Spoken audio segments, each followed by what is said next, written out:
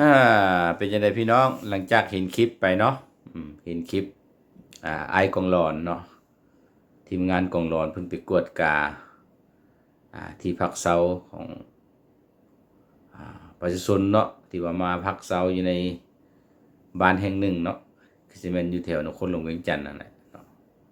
พวกท่านคิดว่ามันผู้ใดผิดผู้ใดถูกเนาะพวกท่านคิดว่าจังใดเกี่ยวกับการเสียค่าไปค่าพักเซานี่เนาะหมู่เพื่อนคิดว่าจังใดประเทศลาวเฮามันสมควรมีบ่หรือว่าจังใดเนาะค่าพักเซานี่นะต่างประเทศเขานี่ก็ยังมีอยู่บ่ค่าพักเซาเนาะจากเมืองไปเช่าเงินอยู่บ้านบ้านอื่นเมืองอื่นต้องได้เสียค่าพักเซาให้บ้านนั้นๆคล้ายๆกับเสียเอาก่อนคนว่าซั่นๆเนาะรถก็เสียแม่นเสียเอาก่อนค่าเหยียบทาง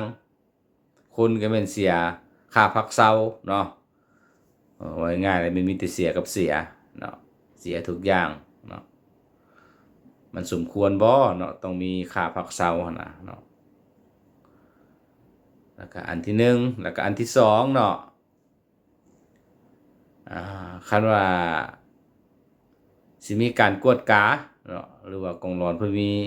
การกวดกาจังซั่นเพิ่นมีบ่ขั้นตอนของการกวดกาเนาะบ่ฮู้ว่ากองร้อนเพิ่นเฮ็ดเกินภาระหน้าที่บ่เฮ็ดถูกต้องตามหน้าที่บ่เนาะหรือว่าจังไดเนาะยามกลางค่ำกลางคืนก็ลงไปกวดกาเนาะลงไปกวนไปสอบถามเนาะคล้ายๆกับว่าเราเป็นโจรเป็นคนขี้ลักสินะเนาะเป็นคนธรรมดาทำมาหากิน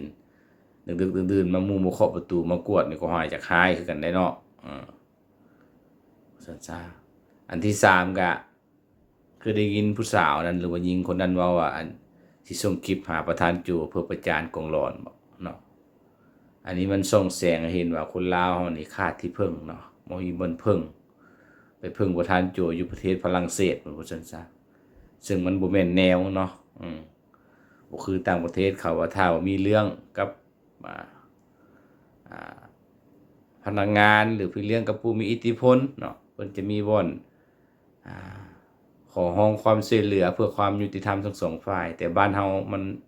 บ่ฮู้ว่าสิไปขออยู่ไสเนาะไปแจ้งไผเนาะผู้ใดเป็นกลางให้เฮาเนาะอันนี้ข้าพเจ้าก็ยังบ่ฮู้คือกันเนาะผู้ใดฮู้ก็ช่วยแนะนำเด้อ